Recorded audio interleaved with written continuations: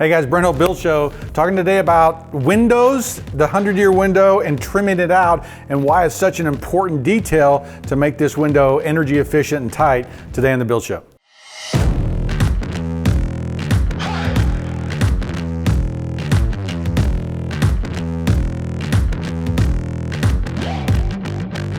Okay guys, so there are a couple different ways to trim out an historic window. Now, a lot of times I see in new houses that they just picture frame a window because it's faster, right? Because you don't have to do this sill and apron. But the sill and apron was a really important architectural detail because it unified the room and helped tie it together.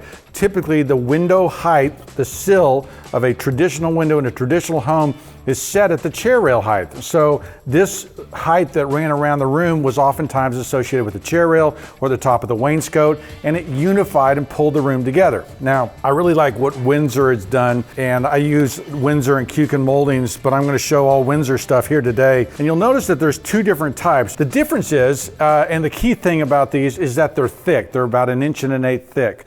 And so that line is really important because it establishes a thickness, right? Sometimes window stools are really thin, and I'll show you why. When you buy the window stool from Windsor, it is stepped like this, okay? And the reason why is historically, this was always something that ran across the sill, okay, of the window and butted up against the bottom here. And you'll see the weather stripping is touching, but there's still a little bit of a gap there.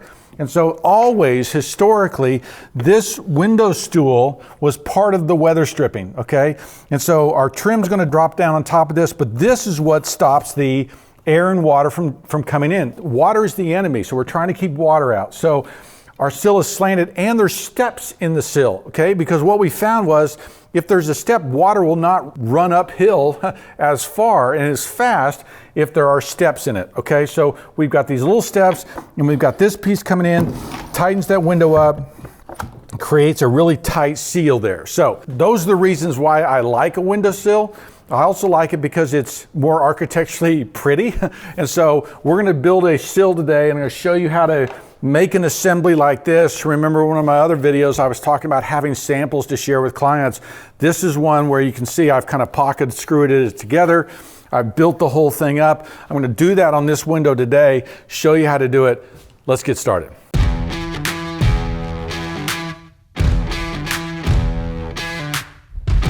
There's a number of things that benefit us when we make a mock-up like this, is that typically with this organization there are ears, okay, which extend out past and catch the casing as it comes down, right? So this piece slides under the stop, but it catches, so it establishes a distance here, okay? We'll talk about the ways to do that and how that works. But because I've done this, now I know how long my pieces need to be. Essentially, the inside of this window is right at 24 inches, okay? And because I know what my casing is, and I'm using the Colonial Revival casing from Windsor, which is about 4.5 inches, I know that my ears are about, 5.5, 5 5/8 inches. So I'm gonna take 24 inches, I'm gonna add 6 inches to either side so I have enough room. My ears will go right here. Now look what I have to do. I actually have to notch this in, okay? So what's gonna happen is that this step is gonna notch in here. And you'll notice that this is all pre-cut and everything.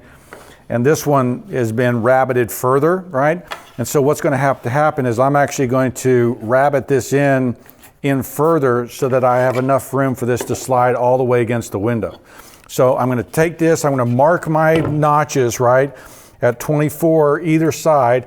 I'm gonna notch this out, and then I'm going to rip this thing so I get a deeper rabbet so that this can slide up against the window, right? And then I'll drop my casing on top of it. My 45s are gonna run back against the wall. This is gonna be a 45 here, and I'm actually gonna have trim that's gonna run back against it. So I'm gonna cut my 45s.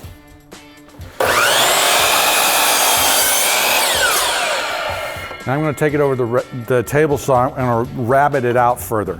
I know that I have to cut this depth back, right? So I'm going to do it on my table saw. And first I'm going to rip the length, okay? And then I'm going to cut up and notch this thing out of here. So I'm going to go just over 2.5 inches with my kerf. I'm going to establish the height of it.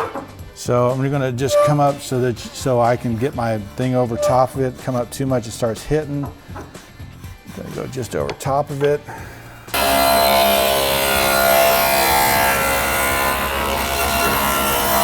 Now I need to raise this up, and I'm going to cut it to take that piece out.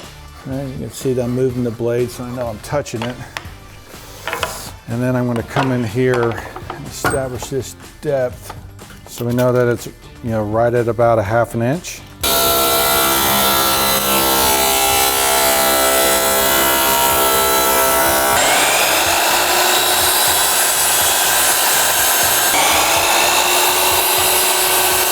What I'm going to do is I'm going to rip this off here, right? I'm going to take this out. This piece goes away, and that becomes my horn that my casing sits down on top of.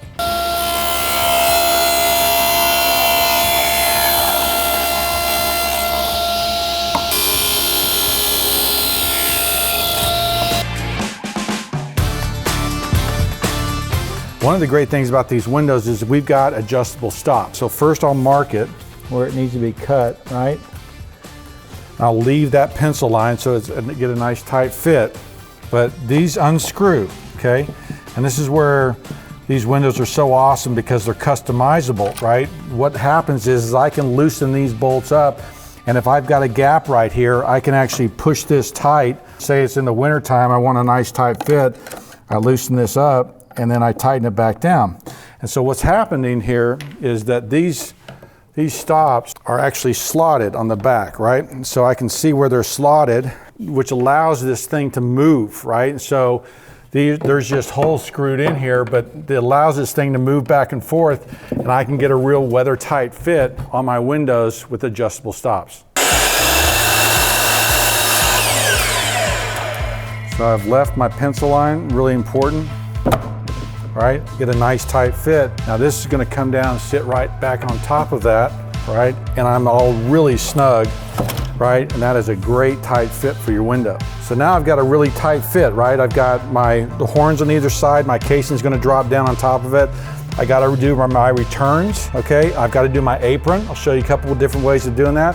But now I've got a really tight window, right? Look at that nice tight line there. No water, no air is going to come up in there.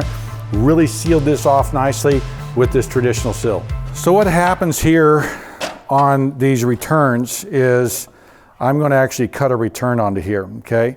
So what that does is that visually, right, and you can see it here on this sample, is that there are these lines that communicate. I mean, we're spending more time and energy on beautiful moldings. So instead of just cutting this square, when I miter it and cut back, I see that same kind of pretty little molding and shape right there. And look at this, there's a quarter round underneath, and then there's what's called an apron. Now, this is called the stool, this is called the apron. But getting these moldings to return on themselves is a very important detail to making, kind of to finishing it and making it look beautiful.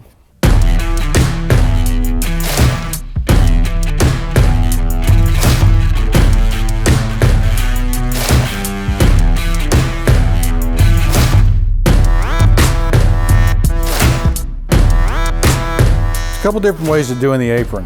One, where your casing runs down, it can line up with the edge of the apron, and then the shoe mold actually would kick out past of it, or it can line up with the shoe mold, which is what I did here, and then the apron kicks back here. Do you see how it's just kind of an expressive thing that you see movement in this molding, that there's strength, right? That this sets down and that it's supported. So you're getting into all the tectonics of how this could support itself and how it would work. What you don't want is a big molding coming down and then there be nothing to support it underneath. So this apron really does that and really helps to support this and finish out your window, right? You can now look back at your window and go, yeah, it feels really strong. It feels really comfortable in that space.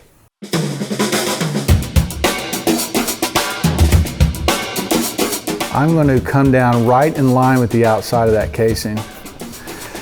And what it's going to do, so that's going to be the point where I miter this back. I'm going to cut this on a miter like this so that those moldings go back, and I'll actually see kind of this kick and it move a little bit because I'm going to miter back. I'm not just going to cut it off straight. but I've got my lines marked. I know where to cut my 45s.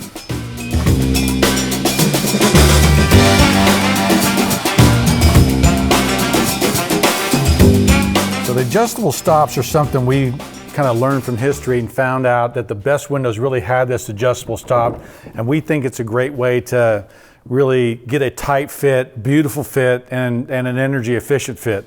But now that this window is, cased out, it's got a beautiful apron, stool and apron. It's got this wonderful casing, about 4 inches wide, wrapping this window out. We've really finished out in a beautiful way, right? This room, because now this chair rail, if you did want to do a wainscot, you'd pick up on this chair rail and run it around the room, right? But this grounds the room. It's a very beautiful way of doing it. It's a very traditional, historic way. Okay guys, trimming out a traditional window, it's not just picture framing, it's using this sill, and especially if you're using a 100-year window, you need that to make it energy efficient and energy tight. Adjustable stops, beautiful timeless building details, make your work better, make your homes more beautiful, make your clients happy.